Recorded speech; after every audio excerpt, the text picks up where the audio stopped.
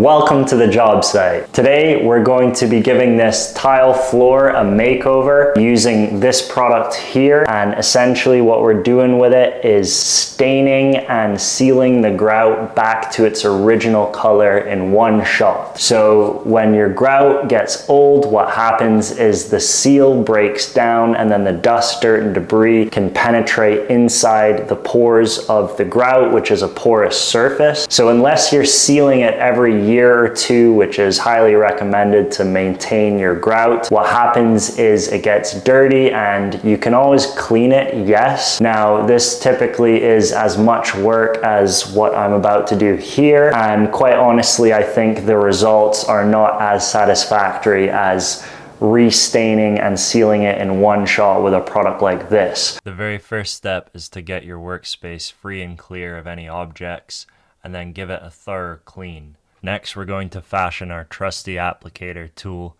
from a spare toothbrush.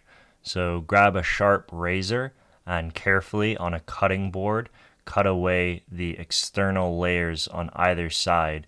There should be like 3 layers to your toothbrush. Just cut off the outside too, and what you'll be left with is something like this. Start by taking your product and giving it a good shake. Spare a piece of plastic, preferably that's flat, because you'll have good access. Pop it down, your applicator brush, and take a seat, get comfortable. You'll be here a while. Just take a little on your brush, straight in the groove, and away you go.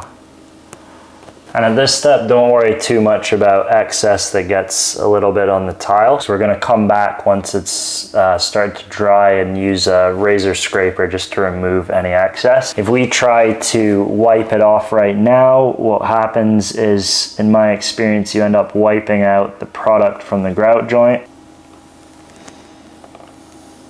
That's pretty much all there is to it. Just work it back and forth a little bit. Make sure you've got good even coverage in those grout joints. I like to work in about 6 to 8 inch sections. I find that that's the most you can get in one shot with good even coverage. Now the next day, or even a few hours later, depending on when you start your project, you can grab a sharp new razor and razor scraper tool and carefully remove the excess away from either side of the grout joint.